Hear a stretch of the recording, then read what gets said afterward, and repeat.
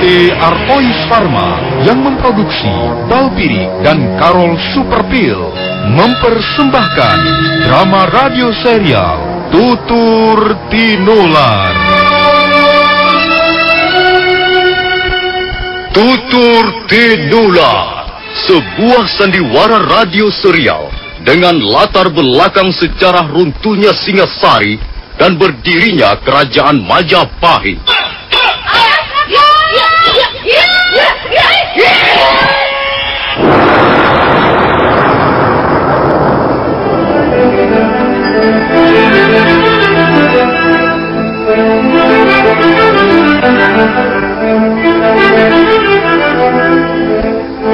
Naskah ditulis dan diolah oleh S. Tijab, hiasan musik dan sutradara C. Ispriyonoka. Kali ini mengetengahkan episode ke-19 dengan judul Keluarga Prabu Kertarajasa Jayawardana.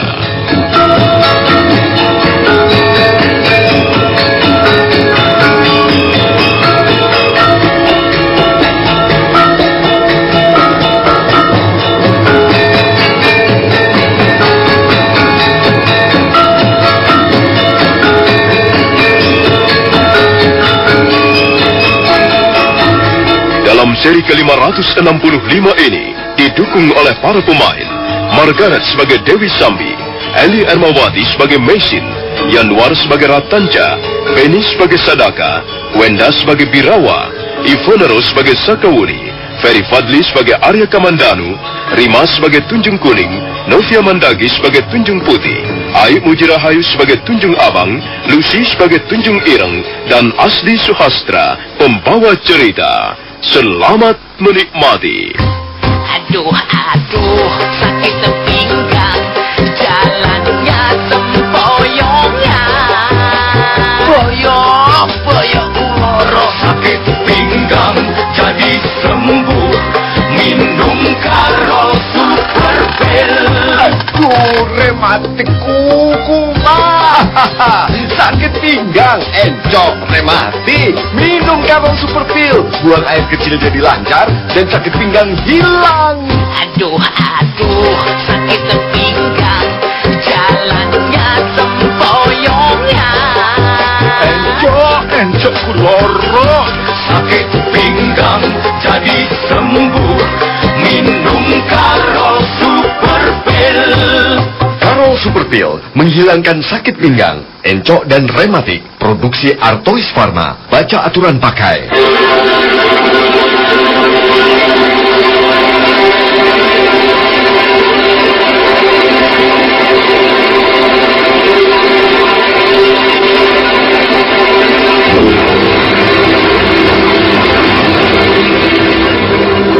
Dewi Sambi semakin lama semakin penasaran karena serangan-serangannya selalu gagal. Mesin seperti mempunyai 1000 mata, 1000 telinga. Dan pertarungan mereka semakin lama semakin bergeser menjauh. Mereka semakin jauh meninggalkan gerobak kuda. Sekarang mereka bertarung di atas sebuah bukit yang kanan kirinya banyak ditumbuhi pohon-pohon meranggas. Ratanca dan Wali Kadep terus mengikuti mereka dari jarak yang cukup jauh.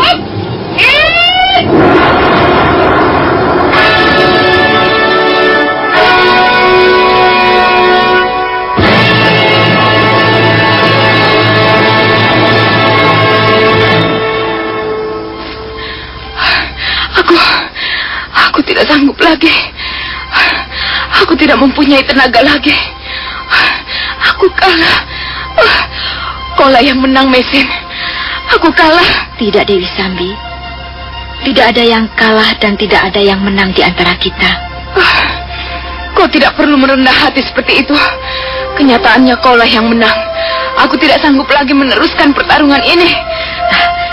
Sudahlah. Memang tidak ada gunanya kita teruskan pertarungan ini.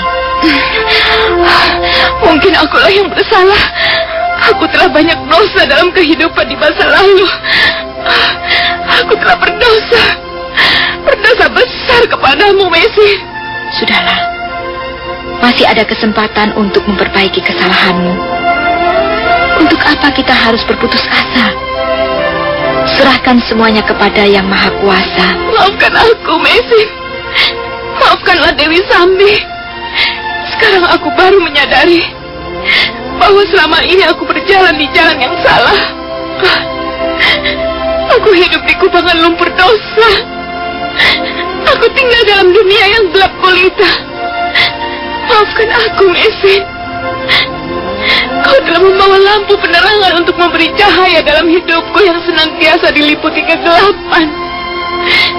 Terima kasih, Mesin. Memang demikianlah seharusnya, Dewi Sambi. Ada kalanya manusia diberi lupa, dan ada kalanya manusia diberi ingat. Ingat dan lupa adalah perabot manusia dalam menempuh kehidupan ini. Dan karena manusia pada dasarnya lemah, maka kita senantiasa diwajibkan memohon dan berdoa kepada Yang Maha Kuasa. Sudahlah, Dewi Sambi, berdirilah. Jangan berlutut di situ. Aku menyesal sekali. Aku ingin menangis. Aku ingin berteriak sekuat-kuatnya. Oh, para dewa, penguasa jagat semesta alam, dengarkanlah ratapanku ini. Dengarkanlah rintihan hati Dewi Sambi. Ampunilah dosa-dosaku di masa lalu. Jangan lepaskan diriku. Dan jangan biarkan aku berjalan sendirian. Sungguh berat hidup manusia.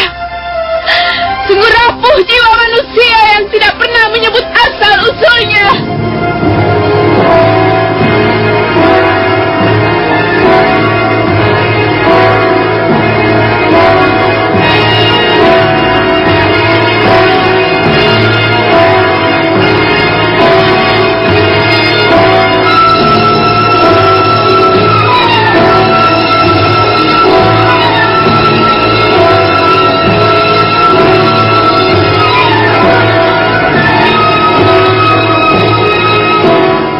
Dewi Sambi terus meratap dan merintih mohon ampun kepada para dewa di atas langit. Air matanya bercucuran. Wanita itu menangis terseduh-seduh sambil sekali waktu menjambak rambutnya sendiri, tanda penyesalan yang tak terhingga. Mesin merasa sangat terharu dan iba melihat keadaan wanita itu. Perlahan-lahan dia melangkah. Jarak mereka tinggal 5 tindak. Mesin terus melangkah mendekati Dewi Sambi. Dia sama sekali tidak menduga. Dia tidak tahu bahwa perempuan itu bersiap-siap untuk menghantamkan aji tapak wisanya. Maka ketika Mesin semakin dekat dan jarak mereka tinggal 2 langkah, Dewi Sambi menjerit sambil menghunjamkan telapak tangan kanannya ke dada Mesin.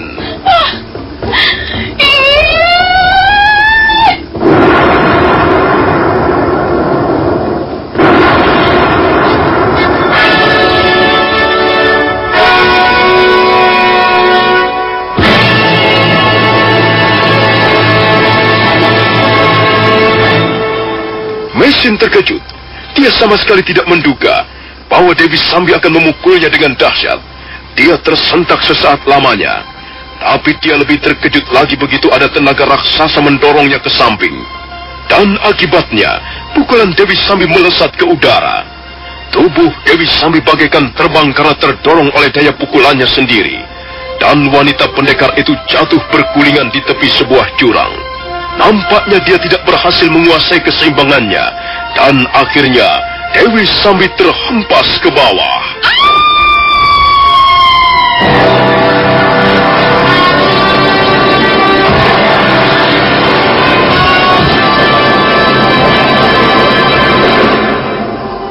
Mesin segera bangkit kembali sambil merapikan pakaiannya. Dia masih sempat melihat tubuh Dewi Sambi melayang ke bawah untuk kemudian menancap di sebuah dahan pohon. Wanita pendekar itu mengejat sebentar sebelum kemudian diam tak berkutik lagi. Tubuhnya tetap tergantung di dahan pohon dengan tangan terentang dan kakinya terjuntai ke bawah. Mesin menghela nafas panjang melihat pemandangan seperti itu. Dewi Sambi, akhirnya kau harus menemui kebinasaanmu dengan cara seperti itu. Tubuhmu terpancang di dahan pohon.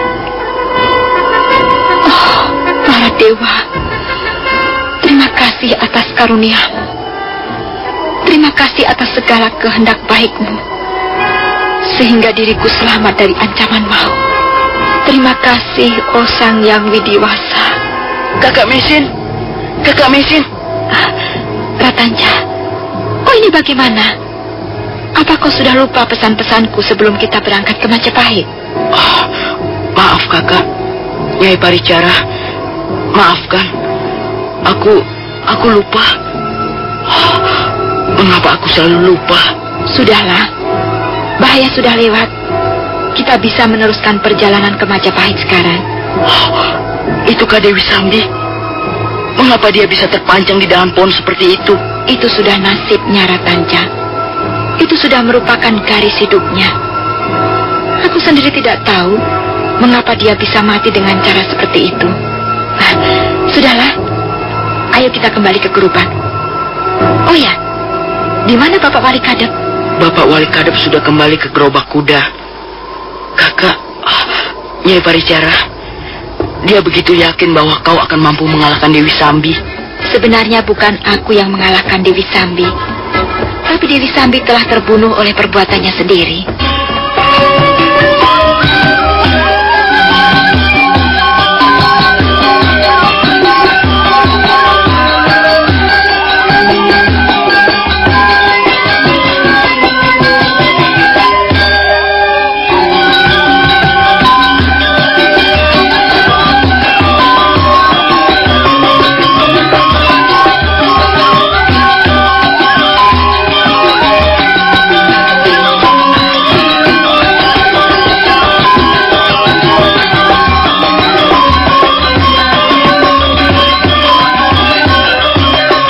Mesin mengajak Ratanca kembali ke gerobak kuda yang terletak di jalan raya. Sementara itu tubuh Dewi Sambi masih terpancang di dahan pohon, entah sampai kapan. Barangkali wanita pendekar itu akan terus terpancang di situ, sampai suatu saat burung-burung gagak dan burung-burung pemakan bangkai datang mengeruputi dagingnya.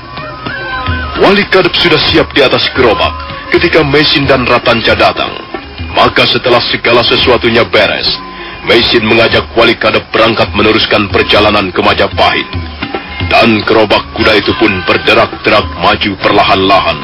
Makin lama makin cepat, meluncur di atas jalan berbatu. Aduh, sakit pinggang, jalannya sempoyongnya. Boyok loro. Sakit pinggang jadi sembuh, minum karo super pil. Aduh, rematik kuku mah. Sakit pinggang, encok, rematik. Minum karo super pil, buang air kecil jadi lancar dan sakit pinggang hilang. Aduh, sakit pinggang, jalannya sempoyongnya. Encok kuloro. Sakit pinggang jadi sembuh, minum karo super pil. Karo Super Pil menghilangkan sakit pinggang, encok dan rematik. Produksi Artois Pharma. Baca aturan pakai.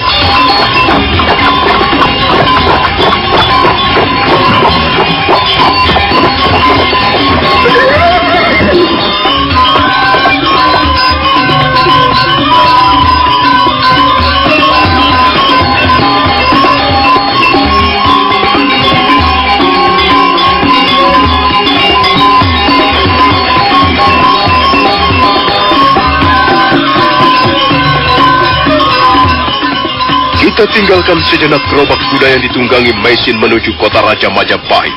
Dan marilah kita ikuti perjalanan dua orang pajineman utusan Sang Ramapati, Sadaka dan Birawa, terus berkuda. Mereka berkuda siang malam, sehingga akhirnya mereka tiba di Candi Jajahu.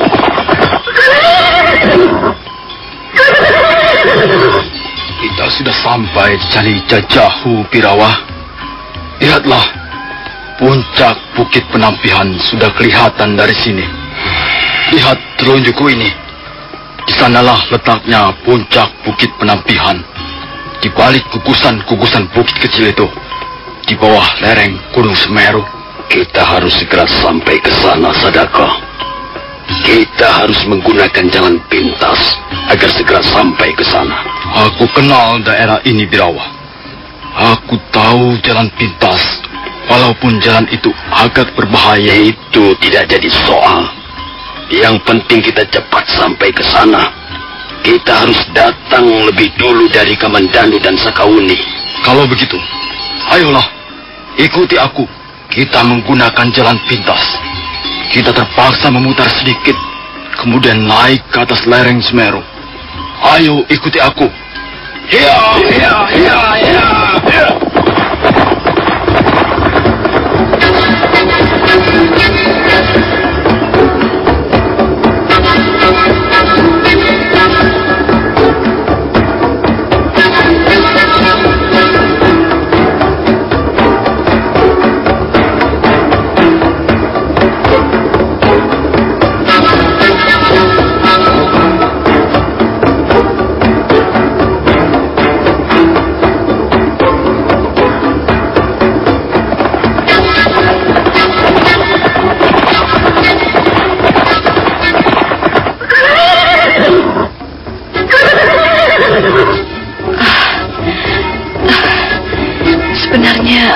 Aku lelah sekali, Kakang.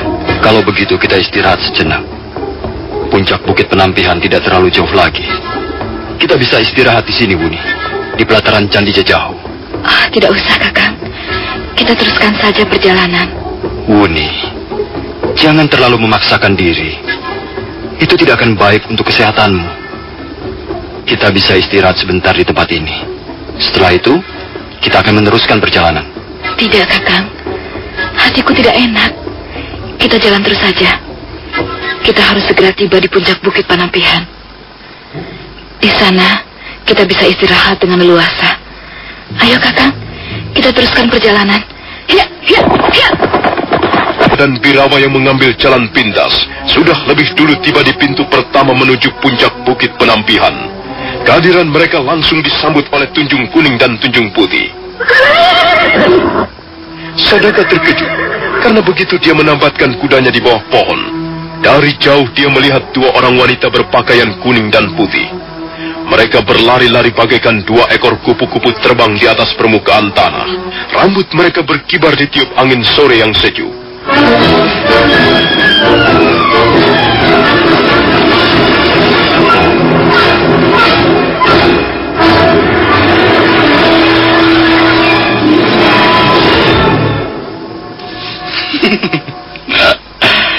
Wah, lihat Birawa, rupanya kita menjadi tamu-tamu yang terhormat. Lihatlah, kita telah disambut oleh dua orang wanita cantik. Kalian ini siapa? Dan untuk apa kalian datang kemari? Kami ingin menemui Dewi Tunjung Biru. Untuk apa kalian ingin menemui beliau? Begini, kami mendengar kabar bahwa Dewi Tunjung Biru adalah seorang tabib. Oh, Seorang dukun sakti yang bersemayam di atas puncak Bukit Penampihan. Nah, kami datang untuk memohon pertolongan beliau. aku tidak percaya. Tampaknya kalian bukanlah orang-orang yang sedang sakit. Memang, kami tidak sakit. Kami datang hanya untuk minta obat. Kami mempunyai sanak famili yang sedang sakit dan membutuhkan obat. Tunjung Putih, sepertinya aku tidak bisa mempercayai dua orang laki-laki ini. Aku juga, Tunjung Kuning. Gelagat mereka sangat mencurigakan. Kita harus berhati-hati. Hai, tunggu. Kau tidak bisa masuk. Oh, bukankah Dewi Tunjung Biru bersemayam di atas puncak bukit sana? Hah? Nah, perkenankanlah kami menemui beliau. Ayo, Sadaka. Tidak, kalian tidak boleh masuk. Kami tidak akan mengizinkan kalian masuk. Kau tidak bisa melarang kami, Manis. Bagaimana kau tidak memperbolehkan seseorang minta pertolongan? Kami akan masuk. Kami akan menghalang-halangi kalian begitu kalian masuk pintu ini. Irawa, aku tidak sabar lagi. Dua perempuan ini nampaknya cukup rewel. Ayo kita buat supaya mereka tidak rewel lagi.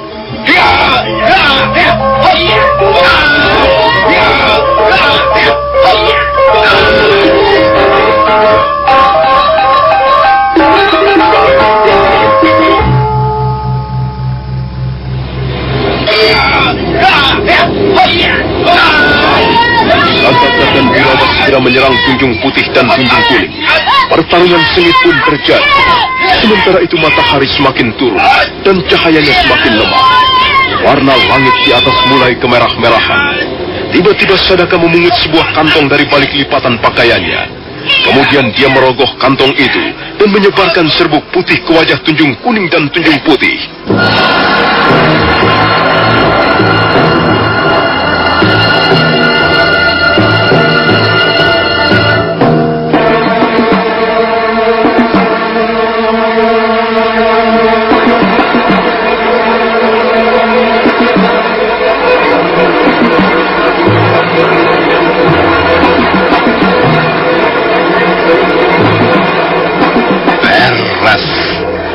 Mereka tidak akan bangun lagi sampai tengah malam nanti, Birawa.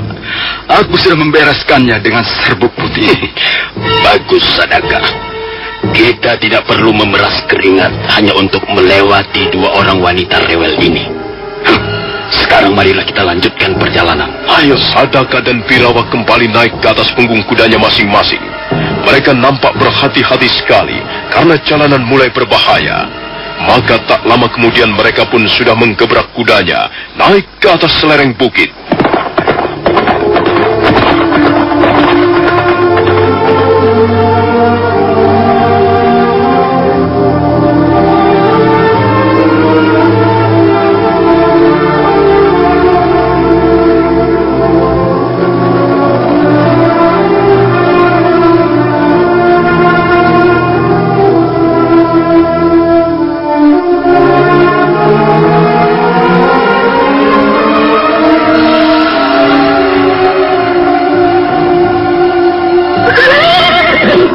Sadaka dan Birawa menempatkan kudanya kembali di bawah pohon.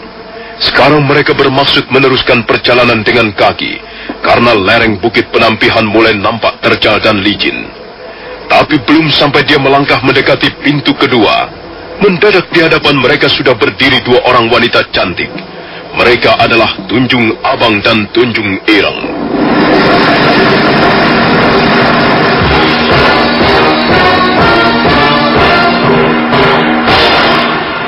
Wah, lihat Birawa. Kali ini pun kita menjadi tamu-tamu yang terhormat. Lihatlah, kehadiran kita disambut oleh dua orang wanita cantik. Kami tahu, kalian telah merobohkan dua orang teman kami di bawah sana. Tapi kalian tidak akan dapat meneruskan perjalanan kalian. Mengapa tidak bisa? Kami sudah datang jauh-jauh dari kota Raja Majapahit. Kami harus segera tiba di puncak bukit penampihan untuk menemui Dewi Tunjung Biru. Kalian tidak akan pernah menemui Dewi Tunjung Biru. Ayo Tunjung Abang. Iya. Aduh, sakit pinggang, jalannya sempoyongnya. Boyong ngorok, sakit pinggang jadi sembuh. Minum karo super pil.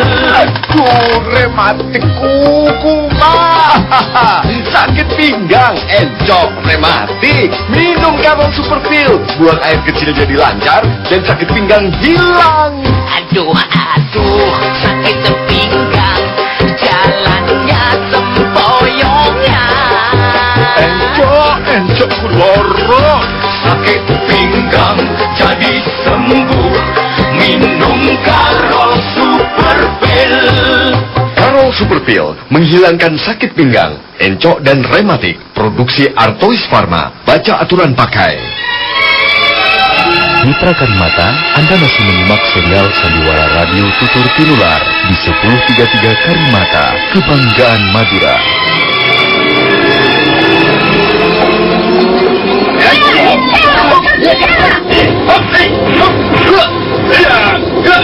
Sadaka dan Birawa segera menyerang. Tunjung Abang berkelit ke kiri, sementara Tunjung Ireng berkelit ke kanan. Selanjutnya terjadilah pertarungan sengit di depan pintu kedua menuju puncak bukit penampihan. Matahari semakin tenggelam, warna hitam mulai membayang-bayangi daerah di sekitar tempat itu. Kali ini pun Sadaka tak ingin membuang waktu lebih lama. Dia segera mengeluarkan kantong dari balik lipatan pakaiannya, kemudian merogoh kantong yang berisi serbuk putih. Pada suatu kesempatan yang baik, dia menaburkan serbuk putih itu ke wajah Tunjung Abang maupun Tunjung Ireng.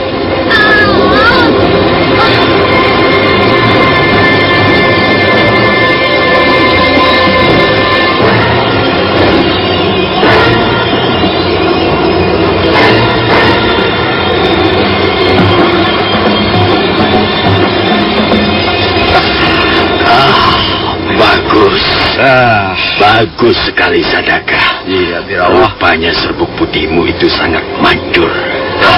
Serbuk putihku ini mengandung racun tidur yang sangat kuat.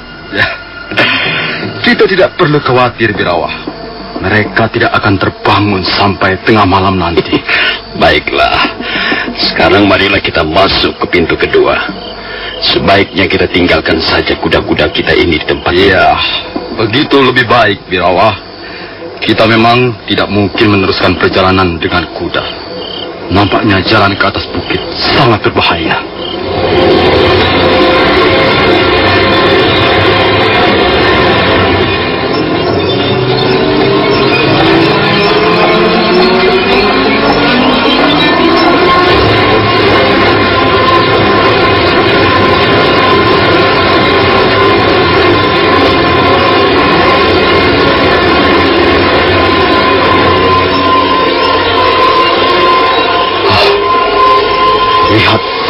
Birawa, lihat pondok sederhana di atas gundukan tanah itu.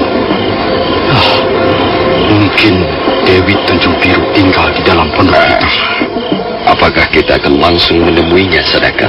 Jangan, jangan Birawa. Lebih baik kita tunggu sampai tengah malam nanti. Ya, sebaiknya kita tunggu saja di sini. Kita tidak mungkin langsung naik ke atas puncak bukit, karena kita pasti akan berhadapan dengan anak buah Dewi Tunjung Biru. Maksudmu kita menunggu sampai malam benar-benar larut, sampai mereka semuanya tidur pulas? Iya, begitulah. Setelah semuanya tidur, setelah suasana di sekitar tempat ini mati, barulah kita naik. Konon kabarnya Dewi Tunjung Biru adalah juga seorang pendekar wanita yang tangguh. Iya, aku juga sudah mendengar berita itu. Tapi, apakah hal itu membuat hatimu menjadi kecut? Tidak, Sadaka. Upah yang akan kita terima dari Gusti Ramapati, ya, sungguh membuat hatiku menjadi berani.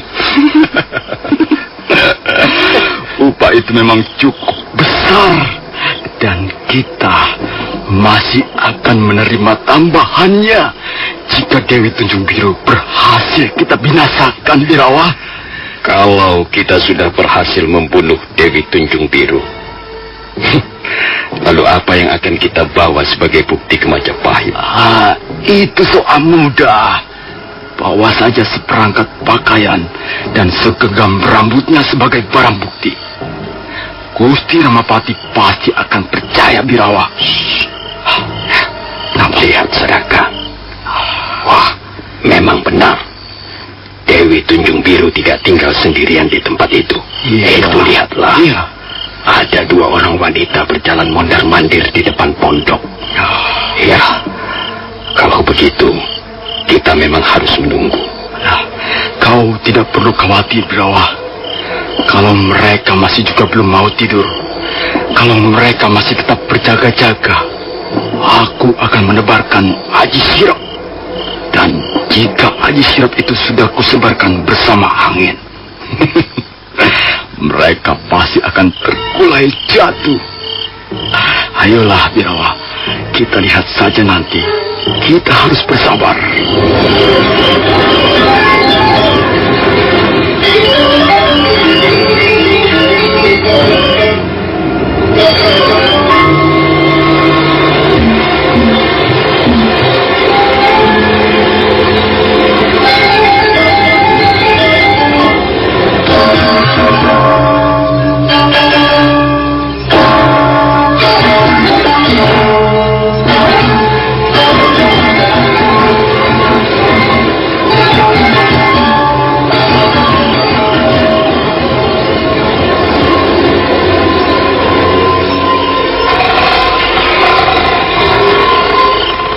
Tunjung Ungu.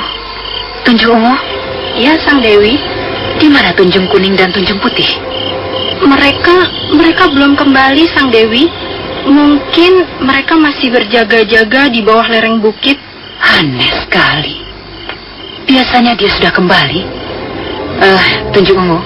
Ya, Sang Dewi. Ajaklah dua orang saudaramu, Tunjung Hijau dan Tunjung Jambon, untuk berjaga-jaga. Kalian tidak perlu pergi kemana-mana. Aku akan masuk ke sanggar Pamujan untuk bersemedi. Baik, Sang Dewi. Saya akan mencari Tunjung Hijau dan Tunjung Jambon. Tunjung Ungu segera bergegas melangkah ke samping pondok. Tak lama kemudian dia sudah kembali lagi bersama dua orang saudaranya, Tunjung Hijau dan Tunjung Jambon. Tunjung Hijau berpakaian serba hijau, sementara Tunjung Jambon berpakaian serba merah jambu. Mereka bertiga segera duduk di serambi pondok untuk berjaga-jaga. Mereka duduk sambil bicara tentang segala hal yang menyangkut perguruan Dewi Tunjung Biru.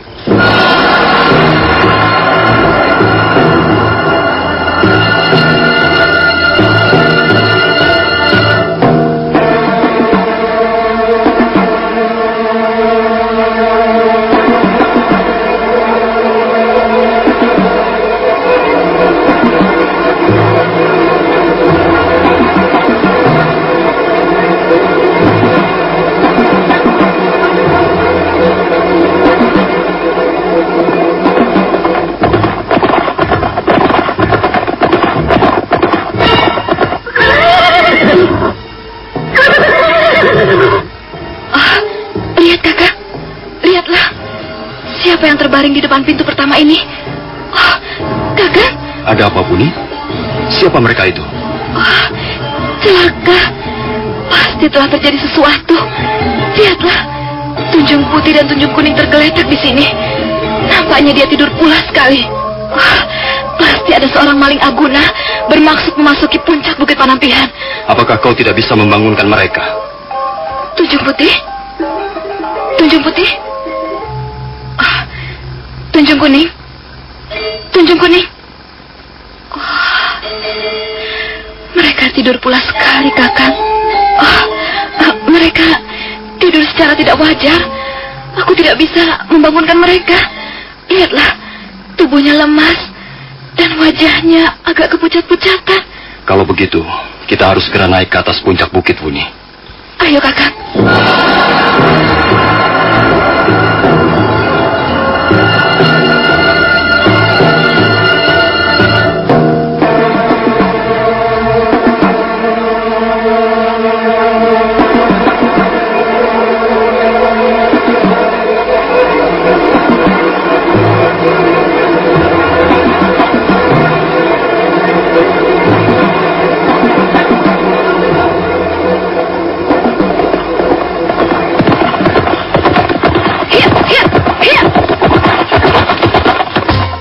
Aduh, sakit pinggang, jalannya sempoyongan. Boyong, sakit pinggang jadi sembuh, minum Karol Super Pil.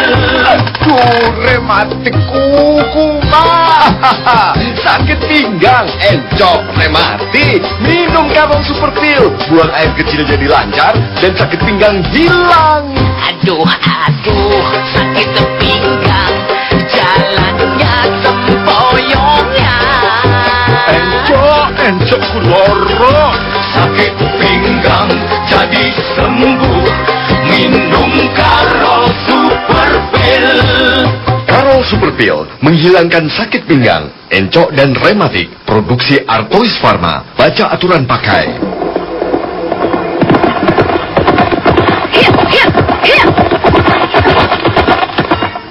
Sakawuni segera menggebrak kuda yang ditungganginya. Arya Kamandanu mengiring di belakangnya. Mereka terus berkuda menaiki lereng bukit. Tak lama kemudian mereka sudah tiba di pintu kedua menuju ke puncak Bukit Penampihan.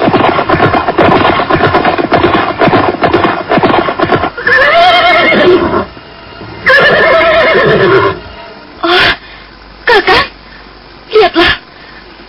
Bukankah mereka ini Tunjung Abang dan Tunjung Irang? Apakah mereka juga mengalami hal yang sama? Oh, benar, Kakak. Mereka tidur pulas sekali. Sepertinya mereka telah menghirup racun tidur yang sangat kuat.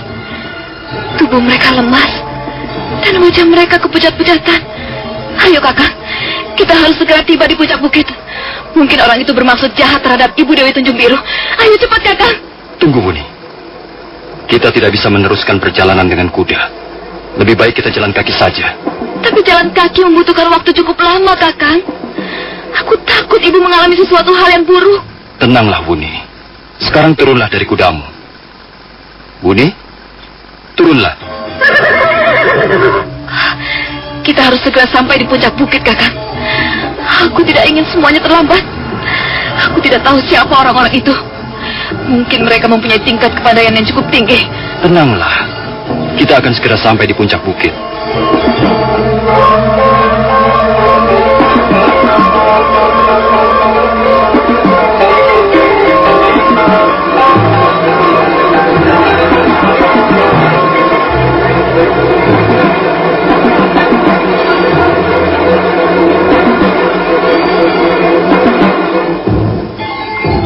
Arya Kamandanu segera menutup kedua belah matanya rapat-rapat. Dia menyedot napas panjang 3 kali berturut-turut, kemudian menghembuskannya sebebas-bebasnya. Terasa pusarnya menjadi dingin, dan selanjutnya dia merasakan tubuhnya enteng seperti kapas. Arya Kamandanu kembali membuka matanya dan memanggil Sakawuni agar mendekat. Diamlah, aku akan menggendongmu. Secepat kilat Arya Kamandanu menyergap istrinya, kemudian meletakkannya di atas pundak. Dan selanjutnya, pendekar perkasa itu pun melompat bagaikan terbang. Dalam sekejap dia telah melewati pintu kedua, dan dia terus berlari-lari bagaikan terbang di atas lereng-lereng bukit penampihan.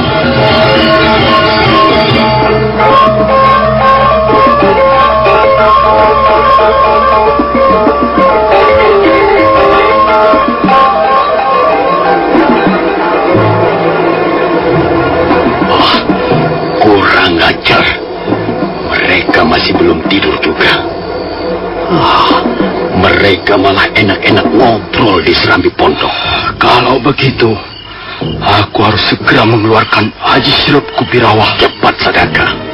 Sebarkanlah aji sirupmu, biar mereka terkulai jatuh. Dan kita segera bisa memasuki pondok Dewi Tunjung Biru. Aku sudah tidak sabar lagi. Kita sudah membuang-buang waktu terlalu lama di tempat ini. Mana nyamuknya banyak sekali. Kurang ajar. Cepat, Sadaka. Tenanglah, Birawa. Duduklah dengan tenang. Sebentar lagi mereka itu akan tidur seperti orang mati.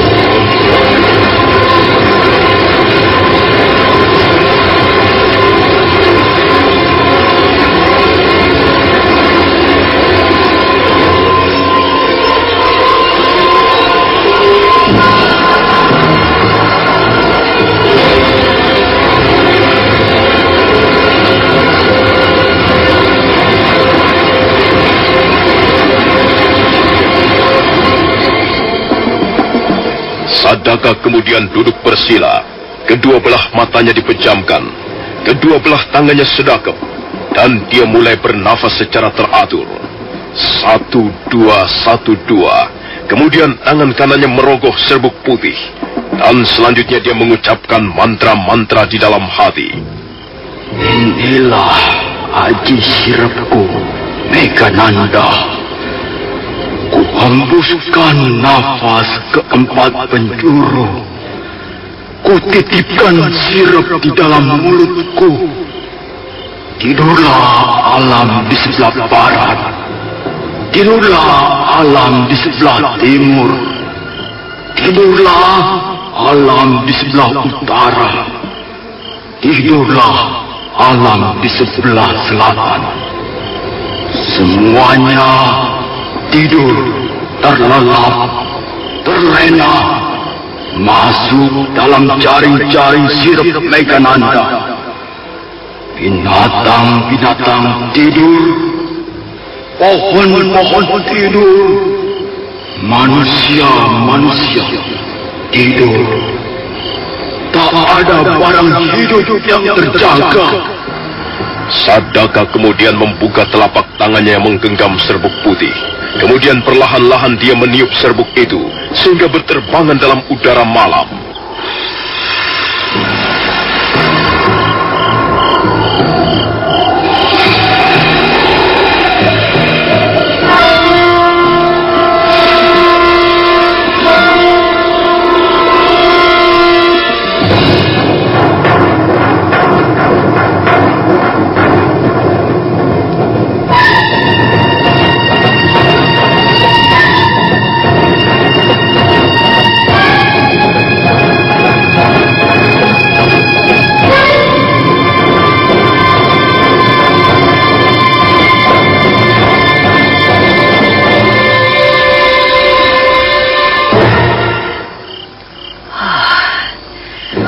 Aneh sekali malam ini.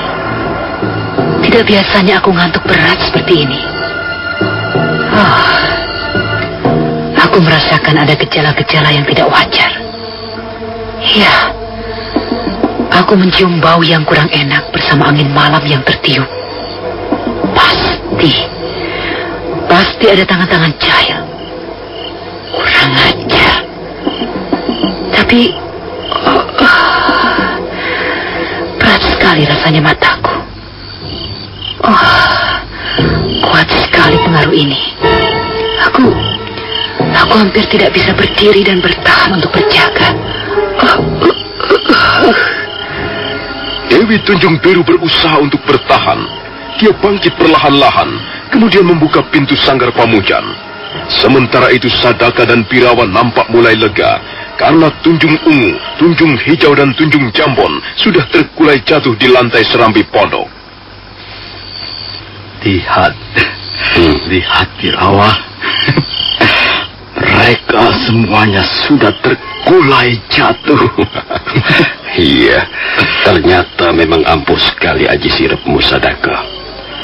Nah, sekarang mari kita temui Dewi Tunjung Biru. Hati-hati Birawa. Lebih baik kita mengambil jalan memutar. Kukira Dewi Tunjung Biru tidak berada di dalam pondoknya. Coba lihat. Coba perhatikan.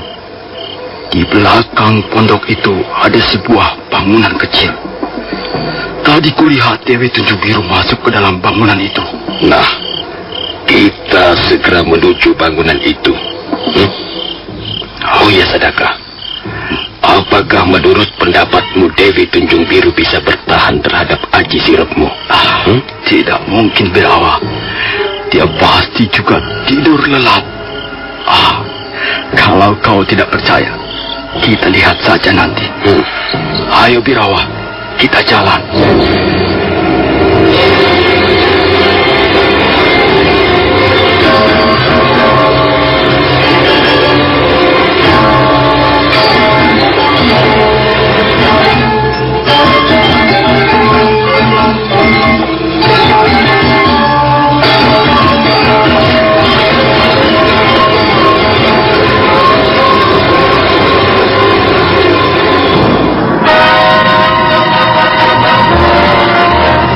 Saudara pendengar, bagaimanakah kisah selanjutnya? Ikutilah terus drama radio serial Tutur Tinular hanya di Karimata